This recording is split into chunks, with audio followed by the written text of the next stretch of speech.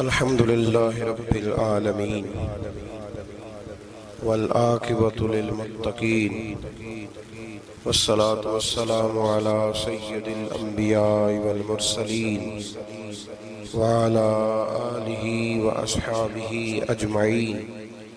أما بعد، أعوذ بالله من الشيطان الرجيم. بسم الله الرحمن الرحيم. ذلك الكتاب لا ريب فيه. صدق الله العظيم وصدق رسوله النبي الكريم.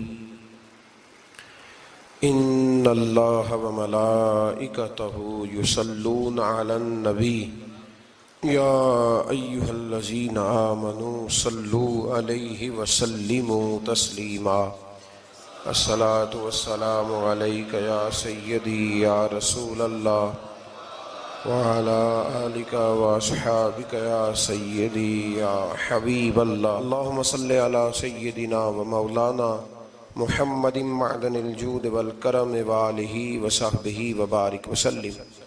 تمام تعریفیں حمد و ثنا اللہ تعالیٰ جل مجدہ الکریم کے لیے، اور ہر قسم کے درود و سلام نبی رحمت صلی اللہ تعالیٰ علیہ وسلم کی ذات والا صفات کے لیے حمد و صلات کے بعد، عزیز دوستو، قرآن مجید کی دو قسم کی ترتیبیں ہیں. ایک قرآن مجید کی ترتیب وہ ہے کہ جس ترتیب سے قرآن مجید نازل ہوا، اور ایک وہ ترتیب ہے جس ترتیب سے نبی کریم علیہ السلام نے، حضور کے صحابہ نے حضور کی تعلیمات کی روشنی میں قرآن پاک کو جمع فرمایا. ایک ترتیب نزولی کہلاتی ہے، ایک ترتیب توقیفی کہلاتی ہے. جس ترتیب سے اسے جمع کیا گیا، نزول کے اعتبار سے قرآن مجید کی سب سے پہلی سورہ مبارکہ سورہ اقرا ہے. اس کی ابتدائی آیات نازل ہوئیں، اور ترتیب کے لحاظ سے جو مصحف کے اندر قرآن پاک میں ترتیب ہے، اس لحاظ سے قرآن مجید کی پہلی سورہ کا نام سورہ فاتحہ ہے. اور نبی کریم علیہ السلام نے فرمایا یہ سورہ فاتحہ اتنی شاندار ہے کہ ایسے کلمات کسی اور امت کو نہیں ملے جیسے اللہ نے سورہ فاتحہ میں ہمیں عطا فرمائے ہیں. قرآن پاک میں دو قسم کی صورتیں، ایک تو یہ میں نے عرض کر دی اس کی ترتیب، اسی طرح دو قسم کی صورتیں، کچھ مکی صورتیں ہیں اور کچھ مدنی صورتیں ہیں. ہمارے طالب علم اکثر اسکولوں اور کالجوں میں یہ سمجھتے ہیں کہ جو مکے میں نازل ہوئی وہ مکی ہیں، جو مدینے میں نازل ہوئی وہ مدنی ہیں. حالانکہ ایسا نہیں ہے. جو ہجرت سے پہلے نازل ہوئی وہ مکی ہیں، اور جو ہجرت کے بعد نازل ہوئی وہ مدنی ہیں.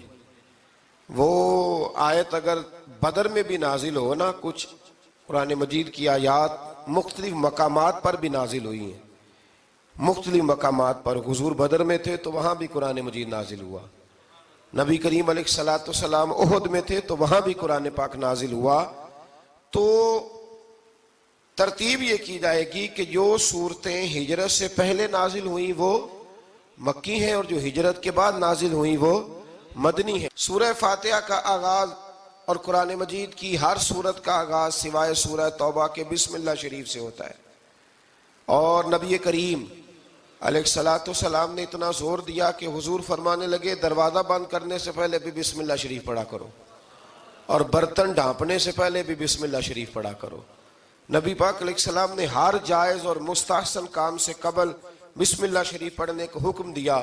بسم اللہ کے مفاہیم کیا ہیں؟ فرمایا بسم اللہ الرحمن الرحیم، اللہ کے نام سے شروع جو بڑا ہی مہربان نہایت رحم کرنے والا ہے. باقی ترجمہ کرنے والوں نے کہا کہ شروع اللہ کے نام سے. تو اعلیٰ حضرت فرمانے لگے کہ پھر تو شروع سے ہو گیا، پھر تو شروع سے ہو گیا. تو حضور پھر کیا ترجمہ کریں؟ فرمانے لگے یہ ترجمہ نہ کرو کہ شروع اللہ کے نام سے، بلکہ ترجمہ یہ کرو کہ اللہ کے نام سے شروع. یہ دیکھیں نا، سوچ ہے نا بزرگوں کی، اللہ کے نام سے، تاکہ واقعی اللہ کے نام سے شروع ہو. پھر ارشاد فرمایا الحمدللہ رب العالمین، تمام تعریفیں اللہ کے لیے جو تمام جہانوں کو پالنے والا ہے. جب انسان کو تھوڑا سا ترجمہ آتا ہو نا، اس کی تھوڑی توجہ ہو، اسے نماز پڑھنے کا بھی بڑا ہی مزہ آتا ہے. نبی کریم علیہ السلام فرماتے ہیں، رب فرماتا ہے یہ سورہ فاتحہ میرے اور میرے بندے کے درمیان آدھی آدھی ہے. آدھی میری ہے آدھی میرے بندے کی ہے. جب وہ کہتا ہے نا مالک یوم الدین تو یہاں تک وہ میری تعریف کرتا ہے. ایاک نعبد و ایاک نستعین تک پہنچتا ہے تو اب میرا اور اس کا آدھا آدھا کام شروع ہو جاتا ہے. پھر آگے میرا بندہ جب مجھ سے دعا مانگتا ہے تو یہ اس کے الفاظ ہیں جو میں اپنے فضل سے قبول فرمایا کرتا ہوں. تو ارشاد فرمایا تمام تعریفیں اللہ کے لیے جو تمام جہانوں کا پالنے والا ہے. الرحمن الرحیم، بڑا ہی مہربان ہے نہایت.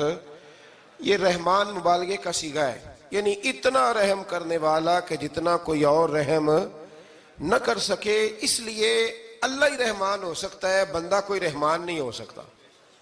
بندے کو رحیم کہا جا سکتا ہے، نبی پاک رحیم ہے لیکن رحمان نہیں ہے. اس لیے کسی بھی انسان کا نام رحمان نہیں ہو سکتا. کسی دکان پر بعض اوقات لوگ نام رکھ لیتے ہیں رحمان بک ڈپو، تو یہ درست نہیں ہے. بندے کا نام رحمان نہیں ہو سکتا، عبد الرحمان. اس لیے کہ یہ لفظ رحمان خدا کے علاوہ کسی اور کے لیے بولنا درست نہیں ہے.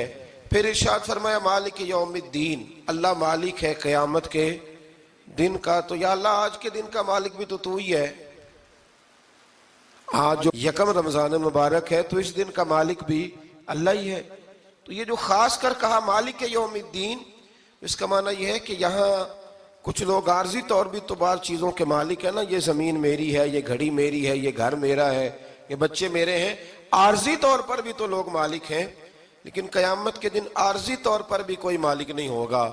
قیامت میں ساری بادشاہی فقط میرے اللہ کی ہوگی. بلکہ رب کریم فرمائے گا کہاں ہیں وہ لوگ جو دنیا میں بادشاہ بنا کرتے تھے؟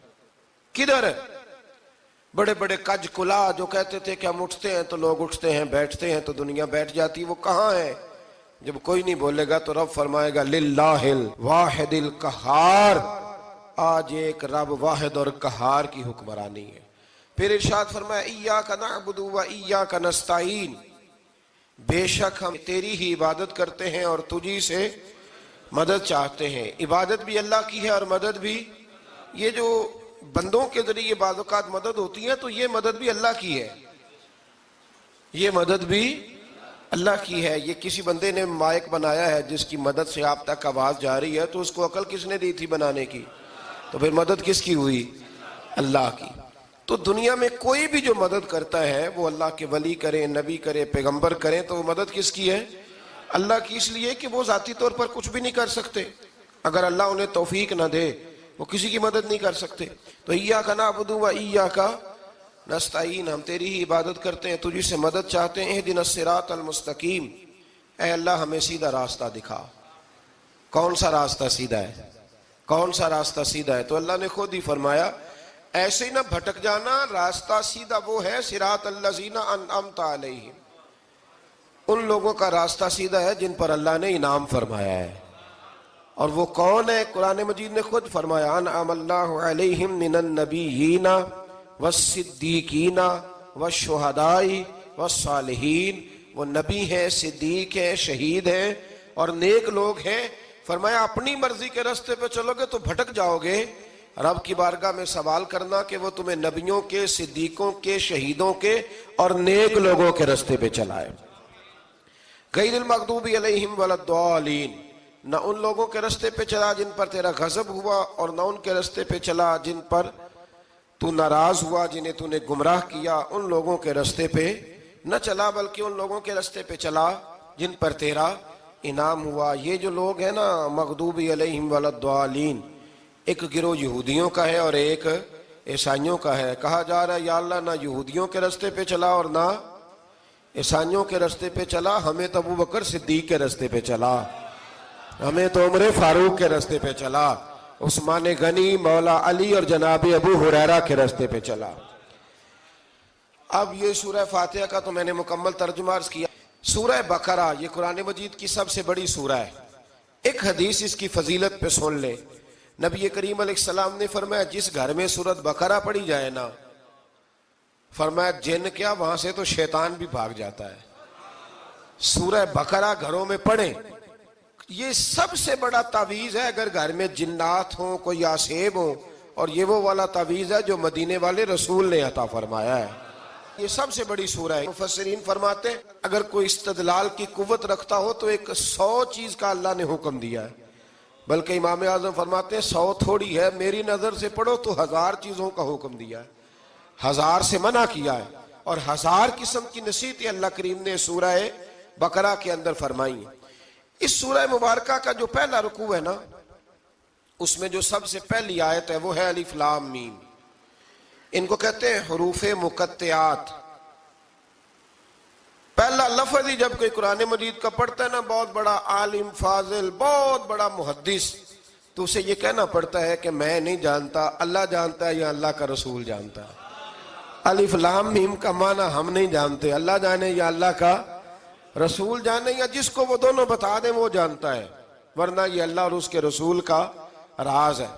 یہ آگے ارشاد فرمایا ذالک الکتاب لا ریب فیہ، یہ وہ عظیم کتاب ہے جس میں شک کی کوئی گنجائش نہیں ہے. ھدی للمتقین، یہ ہدایت ہے پرہیزگاروں کے لیے. سوال یہ ہوتا تھا کہ یا اللہ جو متقی پرہیزگار ہیں وہ تو پہلے ہی ہدایت پہ ہیں، تو قرآن بھی اگر انہیں ہدایت دے گا تو پھر جو گناہگار ہیں ان کی ہدایت کہاں ہے؟ تو اس آیہ مقدسہ کا معنی مفسرین نے یہ بیان فرمایا ہے کہ مطلب اس کا یہ ہے کہ قرآن ہدایت دیتا سب کو ہے، لیکن اس سے ہدایت حاصل متقی لوگ کرتے ہیں.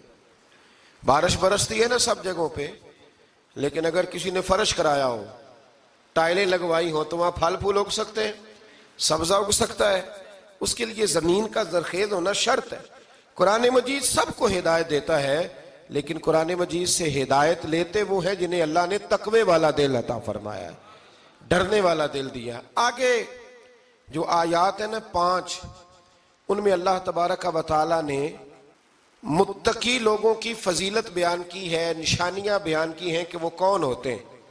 ان میں پہلا ارشاد فرمایا کہ متقی وہ ہوتا ہے جو غیب پہ ایمان لے آتا ہے، اس چکر میں نہیں پڑتا کہ آنکھوں سے دیکھوں گا تو مانوں گا.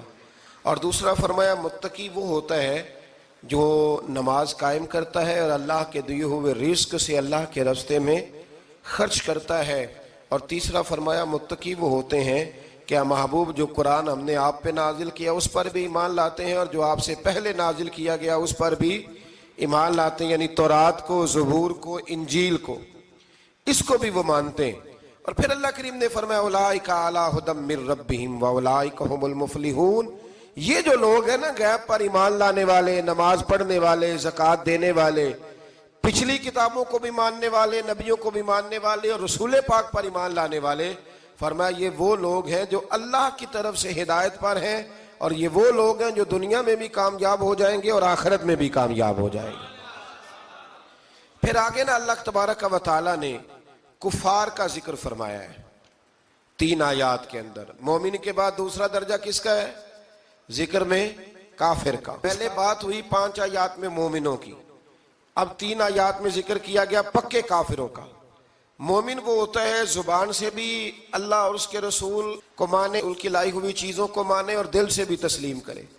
اور کافر وہ ہوتا ہے کہ جو نہ زبان سے مانتا ہے اور نہ ہی دل سے تسلیم کرتا ہے. پھر اللہ تبارک و تعالیٰ نے 13 آیات کے اندر 3 آیتوں میں کافروں کا ذکر کیا، اور 13 آیات کے اندر پھر منافقین کا ذکر فرمایا ہے.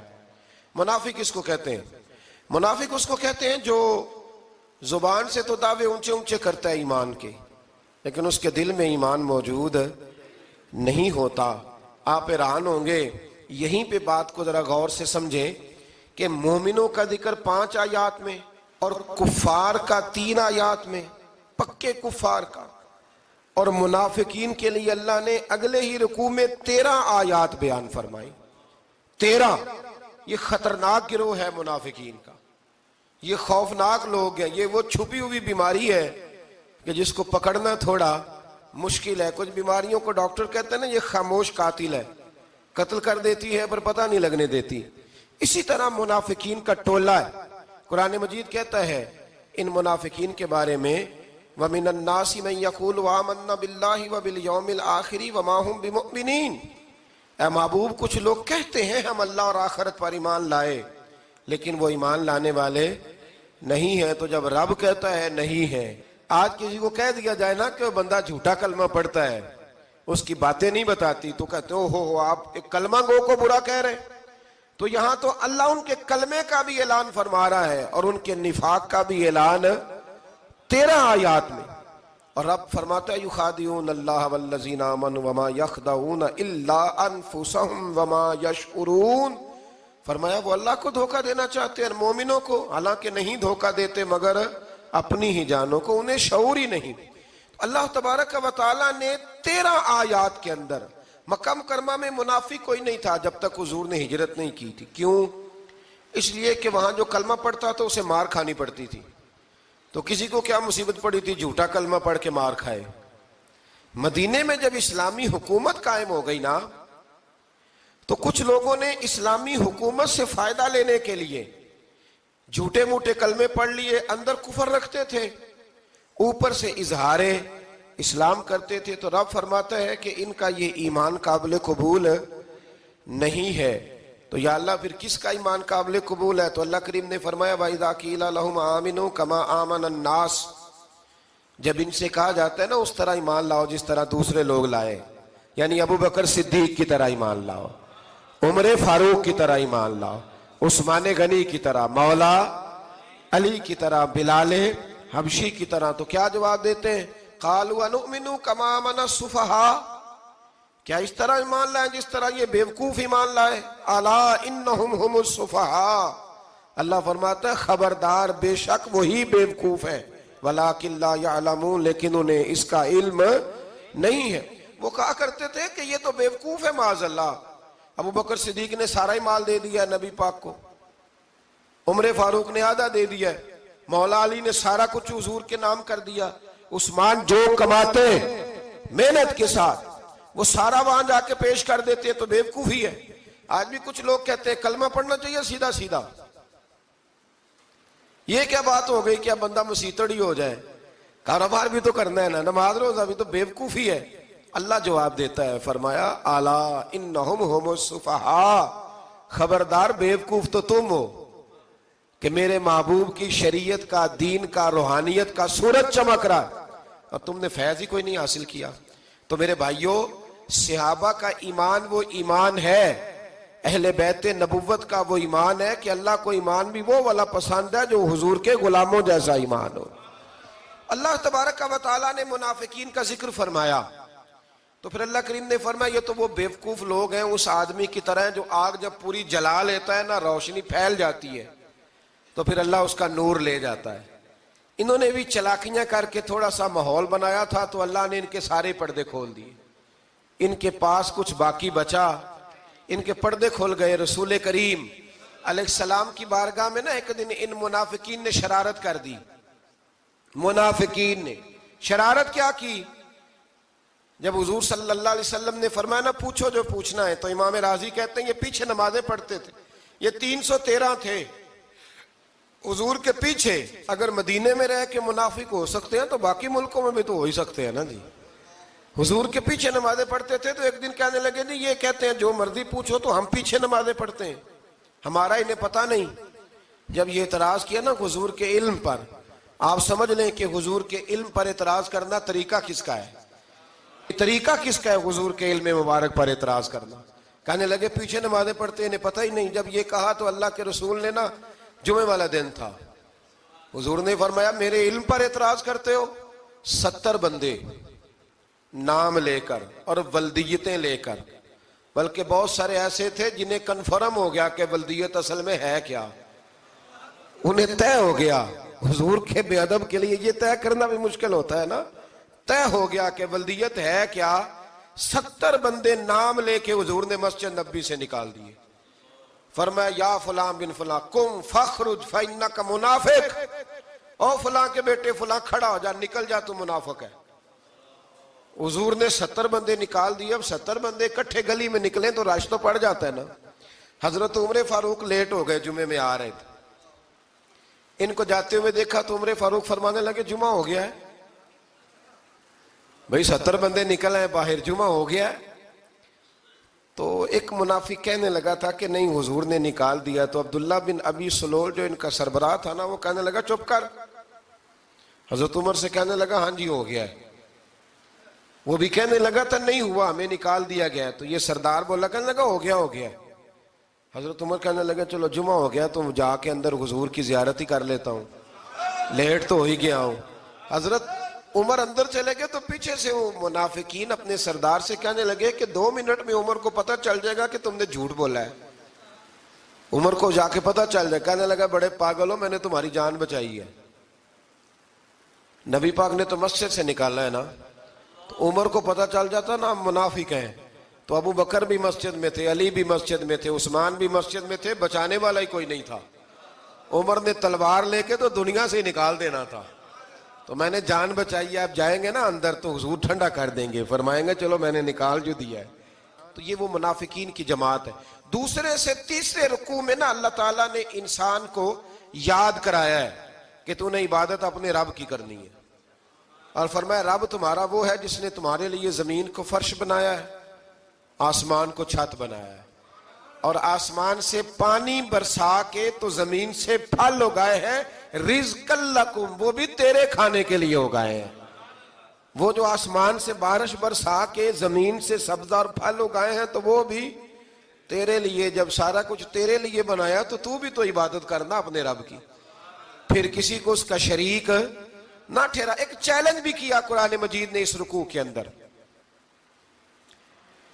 کہا کرتے تھے مکے کے لوگ کہ آپ قرآن مجید کی آیتیں نبی کریم علیہ السلام سے کہا کرتے تھے کہ معاذ اللہ آپ خود بناتے ہیں، بنا کے لاتے ہیں۔ تو اللہ کریم نے فرمایا وَإِن كُنتُمْ فِي رَيْبٍ مِّمَّا نَزَّلْنَا عَلَىٰ عَبْدِنَا فَأْتُوا بِسُورَةٍ مِّن مِّثْلِهِ، اگر تمہیں شک ہو نا اس میں جو ہم نے بندہ خاص پہ نازل کیا ہے تو تم بھی اس جیسی ایک صورت بنا کے لاؤ۔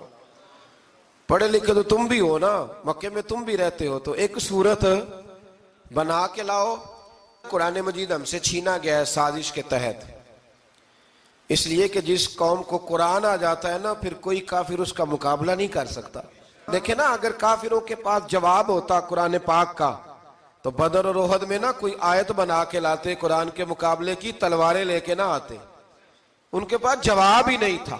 اور قیامت تک کسی کافر کے پاس قرآن مجید کا کوئی جواب، قرآن کا کوئی جواب، قسم اللہ کی جواب کوئی نہیں، قرآن کا اس کا کوئی جواب نہیں۔ کیا بات ہے قرآن پاک کی۔ وہ ایک دفعہ مسلمہ کذاب بے ایمان کہنے لگا میں نے بنا لیا ہے قرآن پاک کا جواب، معاذ اللہ۔ جواب کیا بنایا؟ وہ سورت ہے نا القاریہ ملقاریہ وما ادراک ملقاریہ، کھڑکھڑانے والی کیا ہے، کھڑکھڑانے والی تمہیں کیا پتا کیا ہے کھڑکھڑی، قیامت کا ذکر ہے۔ کہنے لگا میں نے اس جیسی سورت بنا لیا، تو کیا بنایا؟ الفیل ملفیل وما ادراک ملفیل، کہنے لگا ہاتھی، تمہیں کیا پتا کیا ہاتھی، تم کیا جانو کیا ہاتھی۔ تو پاس جو اس کے اپنے بیٹھے تھے نا چیلے، وہ کہنے لگے چپ کر جا، سارے زمانے کو پتا ہے ہاتھی کیا ہوتا ہے۔ تو پاگل ہے، اس کے 2 کان ہوتے ہیں، ایک سونڈ ہوتی ہے، 4 اس کے پیر ہوتے ہیں۔ بیوقوف آدمی، قرآن کا مقابلہ کرنا ہے تو کچھ چج کے ساتھ کر، پاگلوں کی طرح مقابلہ کرے گا، جوتے کھائے گا بھی ہمیں بھی پڑھوائے گا۔ تو قرآن مجید کا کوئی مقابلہ کر سکا؟ تو اس آیہ مبارکہ میں اللہ نے کافروں کو یہ کہا اگر مقابلہ نہیں کر سکتے تو پھر اللہ سے ڈرو، ورنہ دوزخ میں ڈالے جاؤ گے، وہ جس کا ایندھن آدمی اور پتھر ہے، اور بنائی بھی کافروں کے لیے گئی ہے۔ اعدت للکافرین، جہنم کس کے لیے بنائی گئی ہے؟ کافروں اور منافقوں کے لیے۔ مسلمانوں کے لیے بنائی گئی، مسلمان مرضی سے چھلانگے لگائیں تو ان کی موج ہے، ورنہ ان کے لیے جہنم، ان کے لیے اللہ نے جنت بنائی ہے۔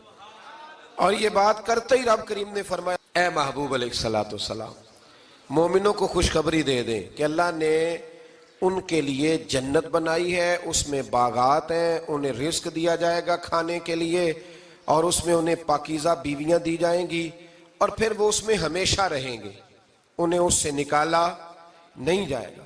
آگے جو آیات کریمہ ہے نا اس کے اندر اللہ تبارک و تعالیٰ نے فرمایا ہے کہ اللہ حیا نہیں کرتا سمجھانے کے لیے مچھر کی مثال بھی دینی پڑے۔ فرمایا قرآن سے کچھ لوگ ہدایت حاصل کرتے ہیں اور کچھ گمراہ ہو جاتے ہیں۔ جب لوگ اپنی مرضی کی تشریحات چاہتے ہیں تو گمراہ ہوتے ہیں، اور جب قرآن کو رسول اللہ صلی اللہ علیہ وسلم اور امت مسلمہ کی تشریحات کی روشنی میں سمجھتے ہیں تو پھر اللہ ہدایت عطا فرماتا ہے۔ پھر اللہ تبارک و تعالیٰ نے آگے ارشاد فرمایا حضرت آدم کی پیدائش کا واقعہ۔ کچھ مفسرین نے لکھا اللہ نے مشورہ کیا تھا فرشتوں سے، وَإِذْ قَالَ رَبُّكَ لِلْمَلَائِكَةِ إِنِّي جَاعِلٌ فِي الْأَرْضِ خَلِيفَةً لیکن کچھ مفسرین کہتے ہیں کہ اللہ کو ضرورت نہیں فرشتوں سے مشورہ کرنے کی. اللہ نے فرشتوں سے مشورہ نہیں کیا، بلکہ رب نے انہیں آگاہ فرمایا تھا کہ میں لگا ہوں زمین پہ اپنا نائب بنانے، میں خلافت دینے لگا ہوں زمین پہ. اب یہ تو دینے والی کی مرضی ہے نا اس نے کس کو دینی ہے، یہ تو دینے والے کی مرضی ہے نا اس نے. تو کچھ لوگ کہتے ہیں کہ دینے والے سے زیادہ ہمیں پتہ ہے. تو فرشتوں کو بھی یہ اجتہادی خطا ہو گئی، کہنے لگے یا اللہ اسے نہ بنانا، یہ فساد کرے گا، یہ خون ریزیاں کرے گا. تو اللہ نے فرمایا جو میں جانتا ہوں وہ تم. اللہ اکبر. امام راضی فرماتے ہیں جب رمضان آتا ہے تو اللہ فرشتوں سے کہتا ہے ذرا یہ کھول کے دروازے دیکھو نا یہ زمین پہ کیا کر رہے ہیں. تم تو کہتے تھے فساد کریں گے اور یہ سارے تراویحاں پڑھ رہے ہیں. تم تو گویا کہتے تھے فساد کریں گے اور یہ تو دیکھو گویا رمضان کے روزے رکھ رہے ہیں. یہ تو میری یاد میں نکلے ہوئے ہیں. تم کچھ کہتے تھے اور دیکھو میں نے تمہیں کہا تھا نا جو میں جانتا ہوں وہ تم. اللہ نے پھر حضرت آدم علیہ السلام کو تمام زمانے کے علوم عطا کیے، علم سکھا لیا. تو فرشتوں سے کہا تم بھی ان چیزوں کے نام بتاؤ، تو وہ بتا سکے نہیں. اللہ نے فرمایا اب اس طرح کرو آدم کو سجدہ کرو. سب نے سجدہ کیا سوائے. وہ کہنے لگا یا اللہ صرف تجھے ہی کرنا ہے. کرنا بھی صرف اللہ کو چاہیے، پر رب کے آگے بھی جھکنا چاہیے، اور جس کے سامنے رب جھکائے نا وہاں بھی. اور یہ جو عاجزی ہے نا، یہ جو جھکنا ہے، یہ علم کے آگے ہے. ہماری مصیبت یہ ہے کہ ہم علم کے آگے بھی گردن جھکانے کو تیار نہیں ہوتے، وہاں بھی ہم خود عالم فاضل بن جاتے ہیں. تو فرمایا کہ سب سے کہا سجدہ کرو. سب نے سجدہ کیا سوائے ابلیس کے. تو پھر ہوا کیا وکان من الکافرین، وہ کافروں میں سے ہو گیا. پھر اللہ نے حضرت آدم کو اور جناب حوا کو نا مقام دے دیا جنت میں رہنے کے لیے، اور کہا سارا کچھ کھانا، درخت کے قریب نہ جانا. ابھی آپ کسی سے کہہ دیں تھوڑا سا کہ پیچھے نہ دیکھنا، یعنی اگر میری سمجھ لیں ادب کی وجہ سے کوئی 1.5-2 منٹ یا 6 منٹ نہیں بھی نہ دیکھے گا تو سوچے گا ضرور کہ پتہ نہیں اب پیچھے کیا ہے، مصیبت کیا ہے. یعنی آپ کہہ کے دیکھ لیں کسی کو پیچھے نہ دیکھنا. فطرت ہے نا انسان کی، وہ جستجو کرتا ہے. کہا اس درخت کے پاس نہ جانا. تو حضرت حوا سلام اللہ علیہ کہتے ہیں دل میں خیال رہتا تھا کہ آخر ہے کیا درخت کے پاس. یہی انسان کا عقیدہ توحید ہے کہ جہاں سے رب منع کر دے وہاں وہ منع ہو جائے. اور یہ ان کی خطا نہیں تھی، یہ اللہ کی حکمت تھی، چونکہ رب نے تو پہلے کہہ دیا تھا بنایا ہی زمین کے لیے، تو یہ تو سارا کچھ ہونا تھا تو زمین پہ آنا تھا نا. تو حضرت حوا اور جناب آدم کے پاس شیطان آیا. اب اس کو نکال تو دیا تھا پر ابھی اس کا جنت میں آنا جانا بند نہیں ہوا تھا، یہ بھی اللہ کی حکمت تھی. تو وہ کہنے لگا تمہیں پتہ ہے بعد میں مر جاؤ گے. تو حضرت حوا کہنے لگی کیا موت بھی آئے گی؟ کہاں، اس کی تکلیف بھی بڑی ہوگی، تو پھر بچیں گے کیسے؟ تو کہنے لگے پھل کھا لو اس درخت کا. تو بچنے کے لیے پھل کھایا تھا. جس طرح لوگ آج بہت سارے کام بچنے کے لیے کرتے ہیں پر بچ سکتے، بچنے کے لیے پھل کھایا. تو اللہ نے فرمایا زمین پہ چلے جاؤ. تو حضرت آدم زمین پہ آئے. پھر کئی 100 سال روتے رہے. فَتَلَقَّى آدَمُ مِن رَبِّهِ کَلِمَاتٍ. تو پھر اللہ نے خود ہی جناب آدم کو کچھ کلمے سکھائے. علامہ اسماعیل لکی فرماتے ہیں وہ کلمے یہ تھے کہ حضرت آدم نے میرے نبی کا وسیلہ پیش کیا، تو اللہ کریم نے جناب آدم کی دعا کو مقبول فرما لیا. پھر آگے بنی اسرائیل کا ذکر آ جاتا ہے. اللہ تعالیٰ نے بنی اسرائیل، آج آپ اسی قوم کو یہودی کہتے ہیں، ان کو اللہ نے اس زمانے میں فضیلت عطا کی تھی بہت زیادہ. تو عرب کے اندر جب نبی پاک علیہ السلام نے اعلان نبوت کیا تو کچھ لوگوں نے یہ کہہ دیا کہ اگر یہ یہودی کلمہ پڑھ لیں گے تو ہم بھی پڑھ لیں گے.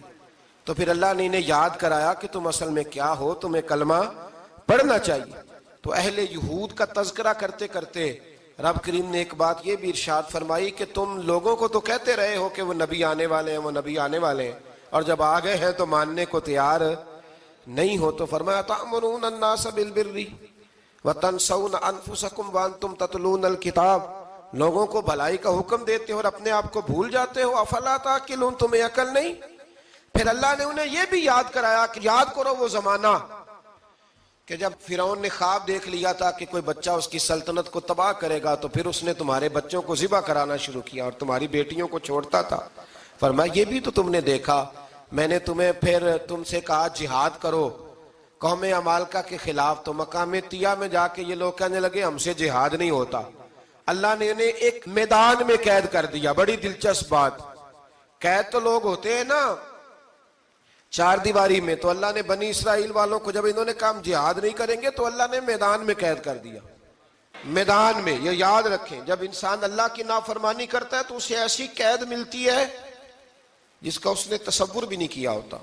ایک میدان ہے مقام طیہ, قید ہو گئے. سارا دن سفر کرتے تھے, سارا دن. تو رات کو تھک کے سوتے تھے, صبح اٹھتے تھے نا جب, تو وہیں ہوتے تھے جہاں کل صبح چلے تھے. تو رب جب کسی کو قیدی بناتا ہے تو اسے زنجیروں کی, سلاخوں کی ضرورت. دعا فرمائے اللہ تبارک و تعالی غموں سے نجات عطا فرمائے.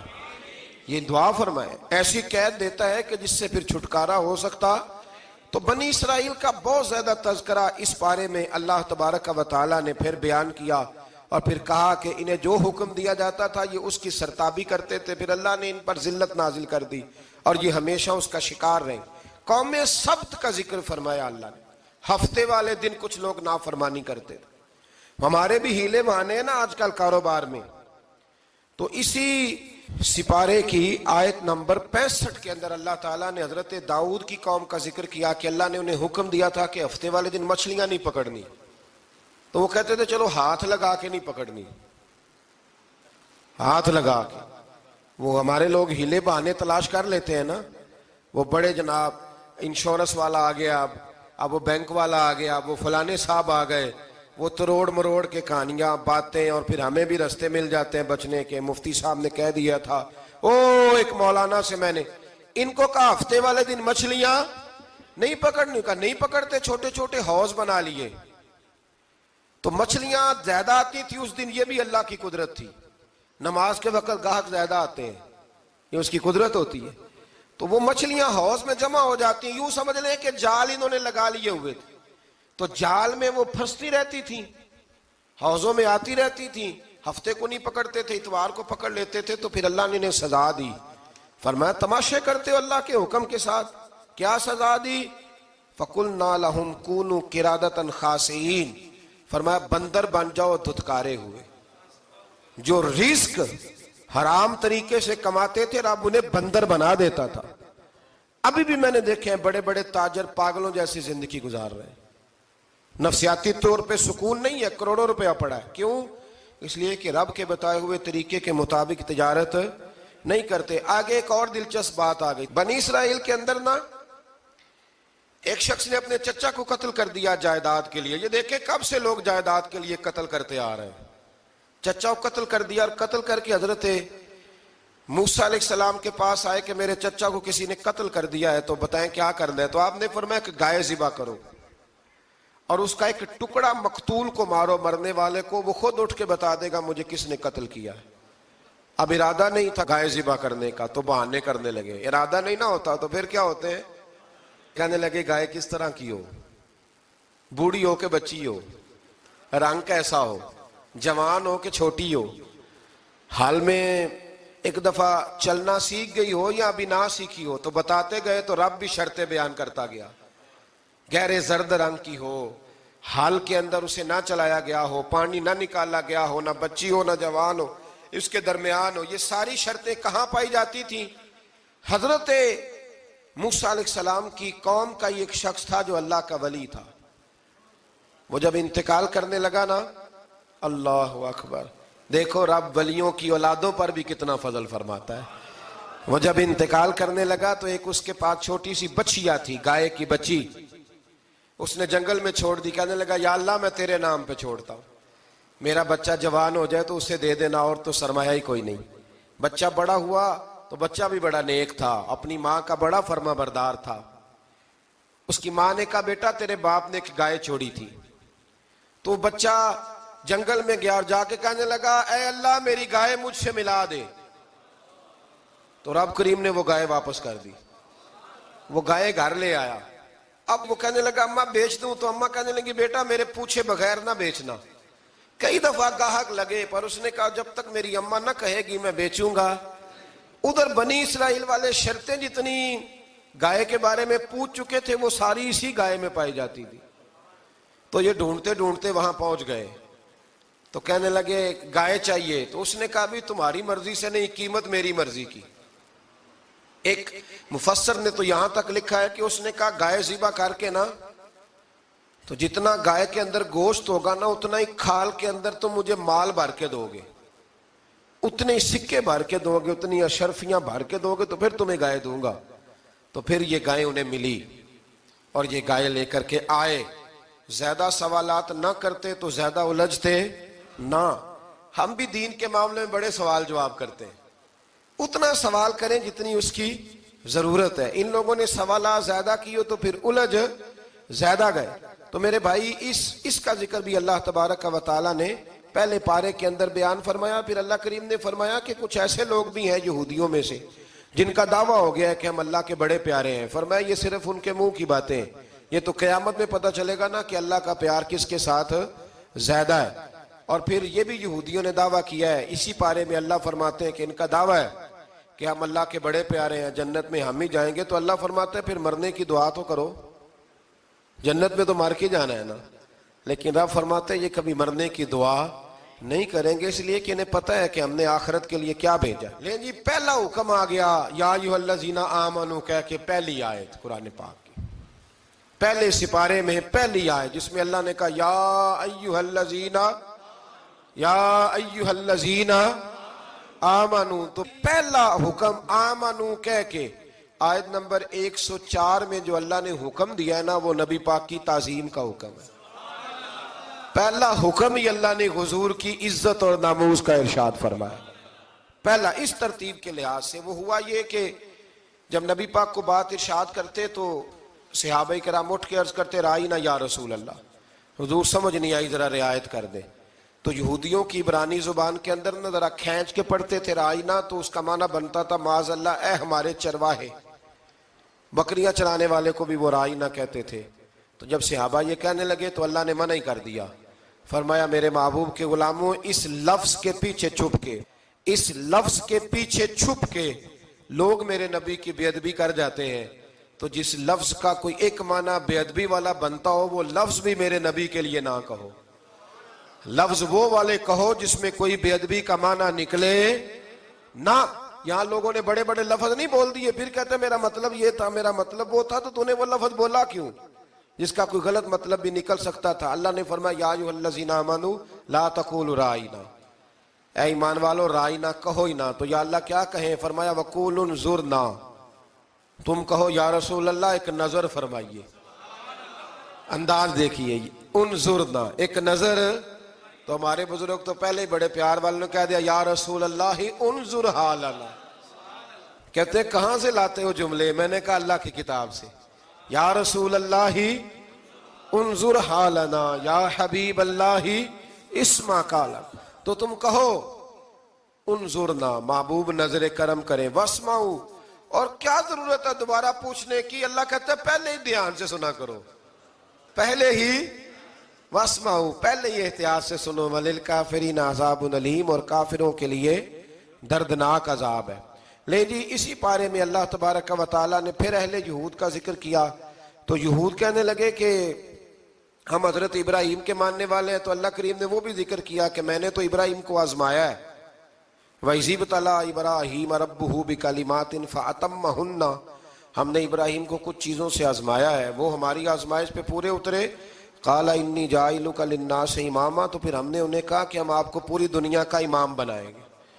وہ آزمائش کیا تھی؟ آگ میں جانا بھی آزمائش، بیٹے کا نہ ہونا بھی آزمائش، بیٹا ہوا تو پھر اسے وادی غیر ذی زرع میں چھوڑ کے آنا بھی آزمائش، بڑا ہوا تو پھر ذبح کرنا بھی آزمائش۔ فرمایا جہاں جہاں آزمایا ہے نا ابراہیم ہماری آزمائش میں پورے اترے۔ فرمایا تو مفت میں حضرت ابراہیم کی اولاد بنتے ہو اور ان کا نام لیتے اور ان کے ساتھ اپنا تعلق بناتے ہو، دیکھو تو صحیح وہ کتنی آزمائشوں سے گزرے۔ تو اس کا بھی اللہ نے اسی میں ذکر فرمایا۔ اور پھر وہ بات کرتے تھے حضرت یعقوب کی اور حضرت اسحاق کی، تو فرمایا وہ تو ہمارے اتنے خاص بندے تھے کہ وصال کے وقت بھی انہوں نے اپنی اولادوں کو نصیحت فرمائی تھی کہ اللہ کی توحید پہ قائم رہنا، اس کا ذکر بھی اللہ نے اسی پارے میں بیان فرمایا۔ اور جو حضرت ابراہیم اور جناب اسماعیل نے کعبہ تعمیر کیا تو اس کا ذکر بھی اللہ تعالیٰ نے اسی پارے میں فرمایا جب وہ کعبہ بنا رہے تھے تو کہہ رہے تھے ربنا تقبل منا، کہہ رہے تھے اے اللہ بنا ہم نے دیا ہے پر مہربانی فرما ہم سے قبول فرما لے۔ تو جو آیہ کریمہ آخر میں عرض کرنا چاہتا ہوں اس پر بھی تھوڑی توجہ فرمائیں گے تو بات بڑی نکھر کے باہر آئے گی۔ یہ 16ویں رکوع کے اندر اللہ نے پھر یہود کا اور عیسائیت کا ذکر فرمایا تو اللہ کریم نے ایک بات ارشاد فرمائی، یہودیوں کے ہاں جب کوئی بچہ پیدا ہوتا تھا پیلے رنگ کے ساتھ اس کو رنگتے تھے، یا کوئی خاص رنگ تھا ان کا، بچہ پیدا ہوتا تو اس پر وہ رنگ چڑھاتے کہ یہ جی ہمارے مذہب کا رنگ ہے۔ ہمارے ہاں بھی رسمیں ہیں نا اپنی اپنی، معاذ اللہ اپنی اپنی نہیں ہونی چاہیے، اللہ رسول کا حکم ہونا چاہیے۔ تو یہودیوں کے ہاں بچہ پیدا ہوتا تو ایک خاص رنگ چڑھاتے، عیسائیوں کے ہاں پیدا ہوتا تو وہ بھی ایک خاص رنگ چڑھاتے۔ تو مسلمانوں کے ہاں بچے پیدا ہوئے تو انہوں نے بھی توجہ کی کہ یہ کیا ہو رہا ہے، تو رب کریم نے فرمایا صبغۃ اللہ، رنگ اللہ کا ہی ہے۔ ومن احسن من اللہ صبغۃ، اور فرمایا اللہ کے رنگ سے زیادہ خوبصورت کس کا رنگ ہو سکتا ہے؟ اللہ کا رنگ کیا ہے؟ لا الہ الا اللہ محمد الرسول اللہ صلی اللہ علیہ۔ فرمایا نیلے پیلے کالے رنگ نہ چڑھاؤ، اپنے ذہن پر توحید و رسالت کا رنگ چڑھاؤ، یہ سب سے بہترین رنگ ہے۔ اگر تمہارے ذہنوں پر رب رسول کی توحید کا رنگ چڑھ گیا تو یہ وہ والا رنگ ہے، پھر تمہیں کسی اور رنگ کی طرف جانے کی ضرورت نہیں پڑے گی۔ تو فرمایا رنگ وہ پیدا کرو جو توحید کا ہے، رسالت کا ہے، اس رنگ کی توجہ کرو۔ قرآن مجید کے اس پارے میں اللہ کریم نے مختلف باتیں بیان کر کے آخری رکوع میں یہ جو رنگ کا ذکر فرمایا نا، تو یہ لگتا ہے پورے پارے کا خلاصہ ہے کہ رب کریم نے فرمایا اصل بات یہ ہے کہ تمہاری سوچوں پہ رب رسول کی توحید و رسالت کا رنگ ہونا چاہیے۔ ہر وقت بچہ پیدا ہو کوئی دنیا سے جائے تو رنگ کس کا ہونا چاہیے؟ اللہ رسول کے دین کا۔ اللہ تعالی ہمیں سمجھنے کی توفیق عطا فرمائے۔ آخر دعوانا ان الحمدللہ۔